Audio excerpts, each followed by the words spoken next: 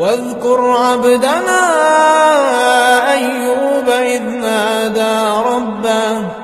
إذ نادى ربه أني مسني الشيطان بنصب وعذاب اركض برجلك هذا مغتسل بارد وشراب